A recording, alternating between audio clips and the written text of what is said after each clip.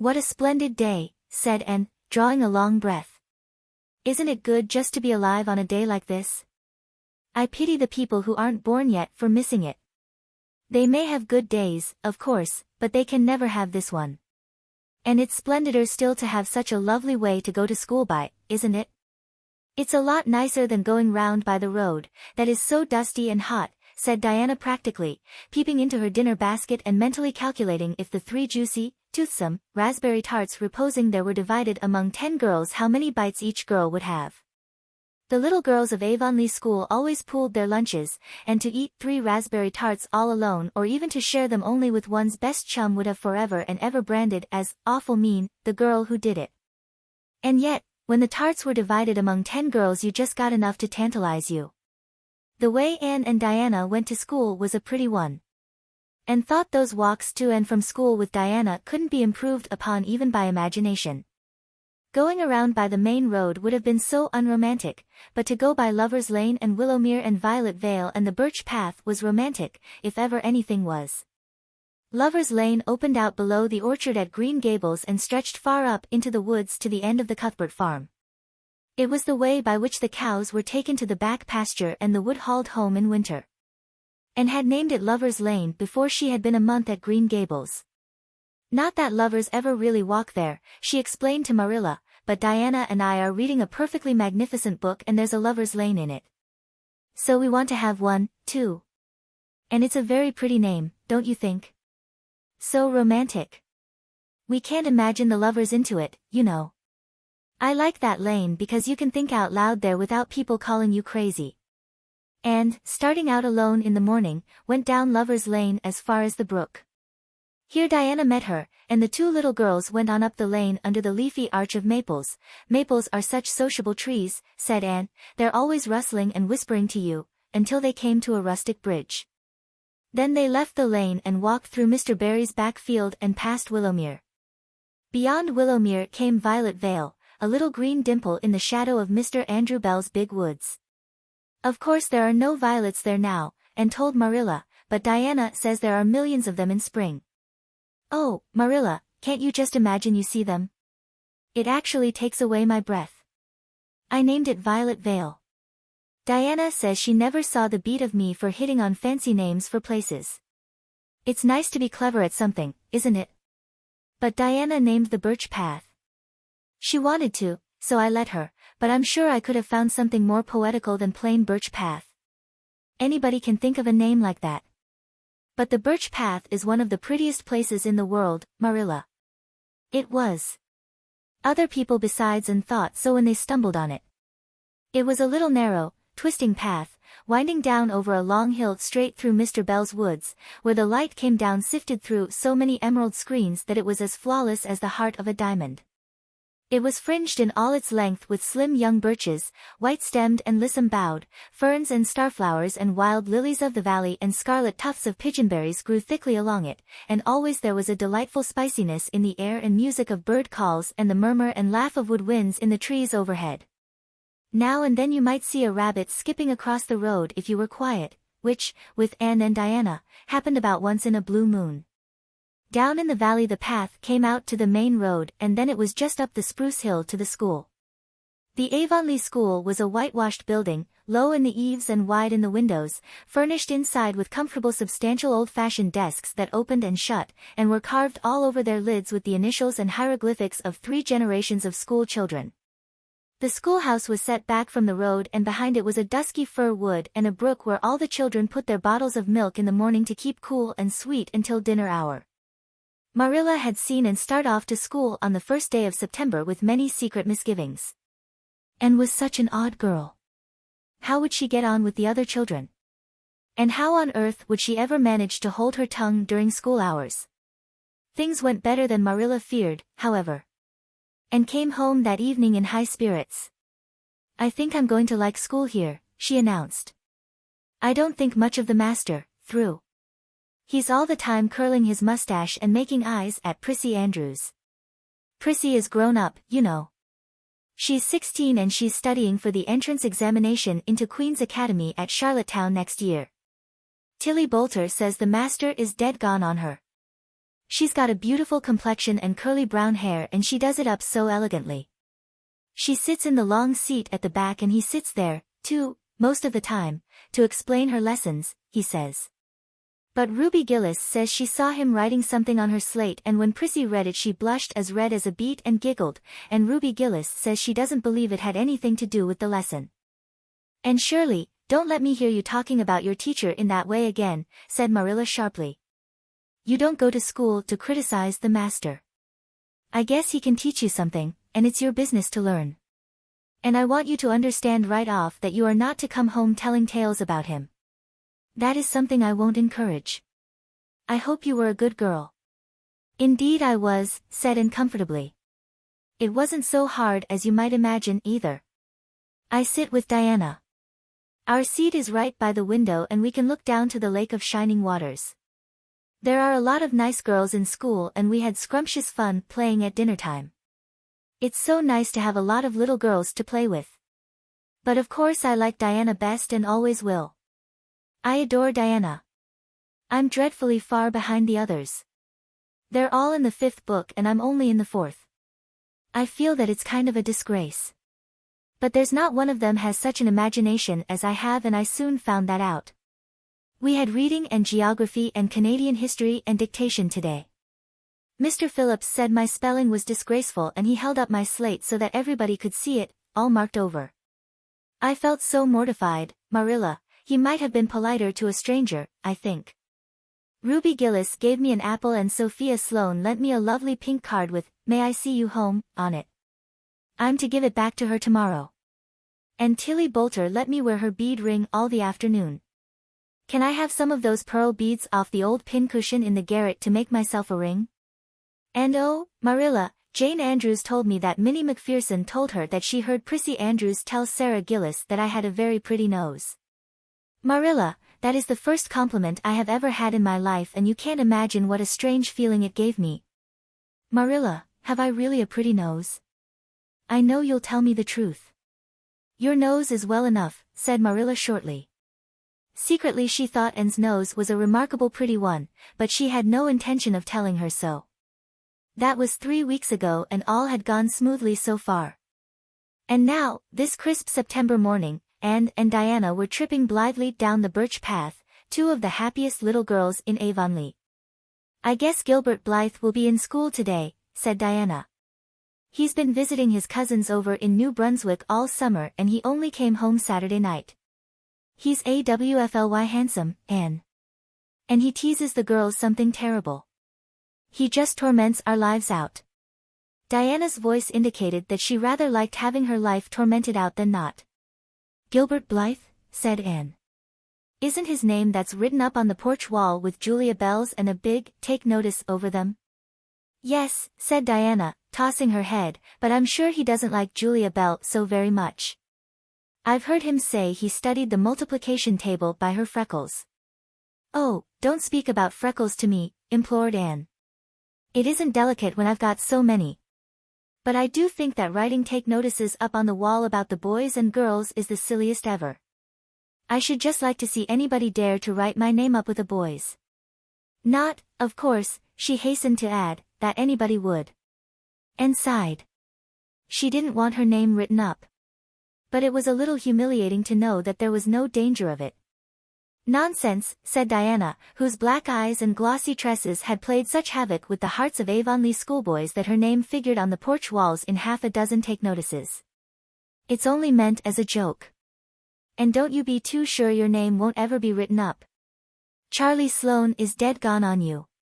He told his mother, mind you, that you were the smartest girl in school. That's better than being good-looking. No, it isn't, said Anne, feminine to the core. I'd rather be pretty than clever. And I hate Charlie Sloane, I can't bear a boy with goggle eyes. If anyone wrote my name up with his I'd never get over it, Diana Barry. But it is nice to keep head of your class. You'll have Gilbert in your class after this, said Diana, and he's used to being head of his class, I can tell you. He's only in the 4th book although he's nearly 14. 4 years ago his father was sick and had to go out to Alberta for his health and Gilbert went with him. They were there 3 years and Gil didn't go to school hardly any until they came back. You won't find it so easy to keep head after this, Anne. I'm glad, said Anne quickly. I couldn't really feel proud of keeping head of little boys and girls of just 9 or 10. I got up yesterday spelling abolition. Josie Pye was head and, mind you, she peeped in her book. Mr. Phillips didn't see her, he was looking at Prissy Andrews, but I did. I just swept her a look of freezing scorn and she got as red as a beet and spelled it wrong after all. Those Pye girls are cheats all round, said Diana indignantly, as they climbed the fence of the main road. Gertie Pye actually went and put her milk bottle in my place in the brook yesterday. Did you ever? I don't speak to her now. When Mr. Phillips was in the back of the room hearing Prissy Andrews's Latin, Diana whispered to Anne. That's Gilbert Blythe sitting right across the aisle from you, Anne. Just look at him and see if you don't think he's handsome. Anne looked accordingly. She had a good chance to do so, for the said Gilbert Blythe was absorbed in stealthily pinning the long yellow braid of Ruby Gillis, who sat in front of him, to the back of her seat. He was a tall boy, with curly brown hair, roguish hazel eyes, and a mouth twisted into a teasing smile. Presently Ruby Gillis started up to take a sum to the master. She fell back into her seat with a little shriek, believing that her hair was pulled out by the roots. Everybody looked at her and Mr. Phillips glared so sternly that Ruby began to cry. Gilbert had whisked the pin out of sight and was studying his history with the soberest face in the world, but when the commotion subsided he looked at Anne and winked with inexpressible drollery. I think your Gilbert Blythe is handsome, confided Anne to Diana, but I think he's very bold. It isn't good manners to wink at a strange girl. But it was not until the afternoon that things really began to happen. Mr. Phillips was back in the corner explaining a problem in algebra to Prissy Andrews, and the rest of the scholars were doing pretty much as they pleased, eating green apples, whispering, drawing pictures on their slates, and driving crickets harnessed to strings, up and down aisle. Gilbert Blythe was trying to make Anne Shirley look at him and failing utterly, because Anne was at that moment totally oblivious not only to the very existence of Gilbert Blythe, but of every other scholar in Avonlea School itself. With her chin propped on her hands and her eyes fixed on the blue glimpse of the lake of shining waters that the west window afforded, she was far away in a gorgeous dreamland hearing and seeing nothing save her own wonderful visions.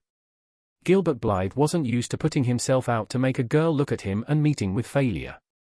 She should look at him, that red-haired Shirley girl with the little pointed chin and the big eyes that weren't like the eyes of any other girl in Avonlea School. Gilbert reached across the aisle, picked up the end of Anne's long red braid, held it out at arm's length and said in a piercing whisper, "Carrots! Carrots!" Then Anne looked at him with a vengeance. She did more than look. She sprang to her feet, her bright fancies fallen into cureless ruin. She flashed one indignant glance at Gilbert from eyes whose angry sparkle was swiftly quenched in equally angry tears. "You mean, hateful boy," she exclaimed passionately. "How dare you?" And then, thwack! Anne had brought her slate down on Gilbert's head and cracked it, slate not head, clear across. Avonlea School always enjoyed a scene. This was an especially enjoyable one. Everybody said, "Oh," in horrified delight. Diana gasped. Ruby Gillis, who was inclined to be hysterical, began to cry. Tommy Sloane let his team of crickets escape him altogether while he stared open-mouthed at the tableau. Mr. Phillips stalked down the aisle and laid his hand heavily on Anne's shoulder. "Anne Shirley, what does this mean?" he said angrily. Anne returned no answer. It was asking too much of flesh and blood to expect her to tell before the whole school that she had been called carrots. Gilbert it was who spoke up stoutly. "It was my fault, Mr. Phillips. I teased her." Mr. Phillips paid no heed to Gilbert. "I am sorry to see a pupil of mine displaying such a temper and such a vindictive spirit," he said in a solemn tone, as if the mere fact of being a pupil of his ought to root out all evil passions from the hearts of small imperfect mortals. "Anne, go and stand on the platform in front of the blackboard for the rest of the afternoon." Anne would have infinitely preferred a whipping to this punishment under which her sensitive spirit quivered as from a whiplash. With a white, set face she obeyed. Mr. Phillips took a chalk crayon and wrote on the blackboard above her head. "Anne Shirley has a very bad temper. Anne Shirley must learn to control her temper, and then read it out loud so that even the primer class, who couldn't read writing, should understand it." And stood there the rest of the afternoon with that legend above her. She did not cry or hang her head. Anger was still too hot in her heart for that, and it sustained her amid all her agony of humiliation. With resentful eyes and passion-red cheeks she confronted alike Diana's sympathetic gaze and Charlie Sloane's indignant nods, and Josie Pye's malicious smiles. As for Gilbert Blythe, she would not even look at him. She would never look at him again. She would never speak to him. When school was dismissed and marched out with her red head held high, Gilbert Blythe tried to intercept her at the porch door. "I'm awfully sorry I made fun of your hair, Anne," he whispered contritely. "Honest I am. Don't be mad for keeps, now." And swept by disdainfully, without look or sign of hearing. "Oh, how could you, Anne," breathed Diana as they went down the road half reproachfully, half admiringly. Diana felt that she could never have resisted Gilbert's plea. "I shall never forgive Gilbert Blythe," said Anne firmly. "And Mr. Phillips spelled my name without an E, too. The iron has entered into my soul, Diana." Diana hadn't the least idea what Anne meant, but she understood it was something terrible. "You mustn't mind Gilbert making fun of your hair," she said soothingly. "Why, he makes fun of all the girls. He laughs at mine because it's so black. He's called me a crow a dozen times, and I never heard him apologize for anything before, either." "There's a great deal of difference between being called a crow and being called carrots," said Anne with dignity. "Gilbert Blythe has hurt my feelings excruciatingly, Diana. It is possible the matter might have blown over without more excruciation if nothing else had happened. But when things begin to happen they are apt to keep on." Avonlea scholars often spent noon hour picking gum in Mr. Bell's spruce grove over the hill and across his big pasture field.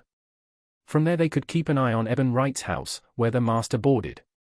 When they saw Mr. Phillips emerging therefrom they ran for the schoolhouse, but the distance being about 3 times longer than Mr. Wright's lane they were very apt to arrive there, breathless and gasping, some 3 minutes too late.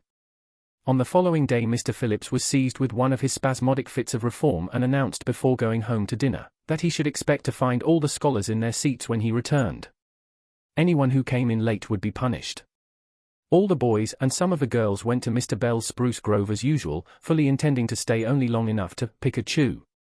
But spruce groves are seductive and yellow nuts of gum beguiling. They picked and loitered and strayed, and as usual the first thing that recalled them to a sense of the flight of time was Jimmy Glover shouting from the top of a patriarchal old spruce, "Master's coming." The girls who were on the ground started first and managed to reach the schoolhouse in time, but without a second to spare. The boys, who had to wriggle hastily down from the trees, were later, and Anne, who had not been picking gum at all but was wandering happily in the far end of the grove, waist-deep among the bracken, singing softly to herself, with a wreath of rice lilies on her hair as if she was some wild divinity of the shadowy places, was latest of all. And could run like a deer, however. Run she did with the impish result that she overtook the boys at the door, and was swept into the schoolhouse among them just as Mr. Phillips was in the act of hanging up his hat. Mr. Phillips's brief reforming energy was over. He didn't want the bother of punishing a dozen pupils, but it was necessary to do something to save his word, so he looked about for a scapegoat and found it in Anne, who had dropped into her seat, gasping for breath, with a forgotten lily wreath hanging askew over one ear and giving her a particularly rakish and dishevelled appearance. "And Shirley, since you seem to be so fond of the boys' company, we shall indulge your taste for it this afternoon," he said sarcastically. "Take those flowers out of your hair and sit with Gilbert Blythe." The other boys snickered. Diana, turning pale with pity, plucked the wreath from Anne's hair and squeezed her hand. And stared at the master as if turned to stone. "Did you hear what I said, Anne?" queried Mr. Phillips sternly. "Yes, sir," said Anne slowly, "but I didn't suppose you really meant it." "I assure you I did," still with the sarcastic inflection which all the children, and Anne especially, hated. It flicked on the raw. "Obey me at once." For a moment Anne looked as if she meant to disobey. Then, realizing that there was no help for it, she rose haughtily, stepped across the aisle, sat down beside Gilbert Blythe, and buried her face in her arms on the desk. Ruby Gillis, who got a glimpse of it as it went down, told the others going home from school that she'd actually never seen anything like it. It was so white, with awful little red spots in it. To Anne, this was as the end of all things. It was bad enough to be singled out for punishment from among a dozen equally guilty ones. It was worse still to be sent to sit with a boy, but that boy should be Gilbert Blythe was heaping insult on injury to a degree utterly unbearable. And felt that she could not bear it and it would be of no use to try. Her whole being seethed with shame and anger and humiliation. At first the other scholars looked and whispered and giggled and nudged. But as Anne never lifted her head and as Gilbert worked fractions as if his whole soul was absorbed in them and them only, they soon returned to their own tasks and Anne was forgotten.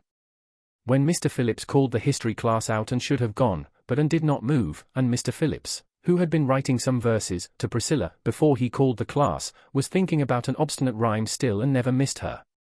Once, when nobody was looking, Gilbert took from his desk a little pink candy heart with a gold motto on it, "You are sweet," and slipped it under the curve of Anne's arm. Whereupon Anne arose, took the pink heart gingerly between the tips of her fingers, dropped it on the floor, ground it to powder beneath her heel, and resumed her position without deigning to bestow a glance on Gilbert. When school went out and marched to her desk, ostentatiously took out everything therein, books and writing tablet, pen and ink, testament and arithmetic, and piled them neatly on her cracked slate. "What are you taking all those things home for, Anne?" Diana wanted to know, as soon as they were out on the road. She had not dared to ask the question before. "I am not coming back to school any more," said Anne. Diana gasped and stared at Anne to see if she meant it. "Will Marilla let you stay home?" she asked. "She'll have to," said Anne. "I'll never go to school to that man again." "Oh, Anne." Diana looked as if she were ready to cry. "I do think you're mean. What shall I do? Mr. Phillips will make me sit with that horrid Gertie Pye. I know he will because she is sitting alone. Do come back, Anne. I'd do almost anything in the world for you," Diana said and sadly. "I'd let myself be torn limb from limb if it would do you any good. But I can't do this, so please don't ask it. You harrow up my very soul." "Just think of all the fun you will miss," mourned Diana. "We are going to build the loveliest new house down by the brook, and we'll be playing ball next week, and you've never played ball, and it's tremendously exciting. And we're going to learn a new song. Jane Andrews is practicing it up now, and Alice Andrews is going to bring a new pansy book next week, and we're all going to read it out loud, chapter about Down by the Brook. And you know you are so fond of reading out loud, Anne." Nothing moved Anne in the least. Her mind was made up. She would not go to school to Mr. Phillips again. She told Marilla so when she got home. "Nonsense," said Marilla. "It isn't nonsense at all," said Anne, gazing at Marilla with solemn, reproachful eyes. "Don't you understand, Marilla? I've been insulted." "Insulted fiddlesticks. You'll go to school tomorrow as usual." "Oh, no." Anne shook her head gently. "I'm not going back, Marilla. I'll learn my lessons at home and I'll be as good as I can be and hold my tongue all the time if it's possible at all. But I will not go back to school, I assure you." Marilla saw something remarkably like unyielding stubbornness looking out of Anne's small face. She understood that she would have trouble in overcoming it, but she resolved wisely to say nothing more just then. "I'll run down and see Rachel about it this evening," she thought. "There's no use reasoning with Anne now. She's too worked up, and I've an idea she can be awful stubborn if she takes the notion. Far as I can make out from her story, Mr. Phillips has been carrying matters with a rather high hand. But it would never do to say so to her. I'll just talk it over with Rachel. She's sent 10 children to school and she ought to know something about it. She'll have heard the whole story, too, by this time." Marilla found Mrs. Lynde knitting quilts as industriously and cheerfully as usual. "I suppose you know what I've come about," she said, a little shamefacedly. Mrs. Rachel nodded. "About Anne's fuss in school, I reckon," she said. "Tilly Boulter was in on her way home from school and told me about it." "I don't know what to do with her," said Marilla. "She declares she won't go back to school. I never saw a child so worked up. I've been expecting trouble ever since she started to school. I knew things were going too smooth to last. She's so high-strung. What would you advise, Rachel?" "Well, since you've asked my advice, Marilla," said Mrs. Lynde amiably, Mrs. Lynde dearly loved to be asked for advice, "I'd just humor her a little at first, that's what I'd do. It's my belief that Mr. Phillips was in the wrong. Of course, it doesn't do to say so to the children, you know. And of course he did right to punish her yesterday for giving way to temper. But today it was different. The others who were late should have been punished as well and that's what. And I don't believe in making the girls sit with the boys for punishment. It isn't modest. Tilly Boulter was real indignant. She took Anne's part right through and said all the scholars did too. And seems real popular among them, somehow. I never thought she'd take with them so well. Then you really think I'd better let her stay home, said Marilla in amazement. Yes. That is, I wouldn't say school to her again until she said it herself.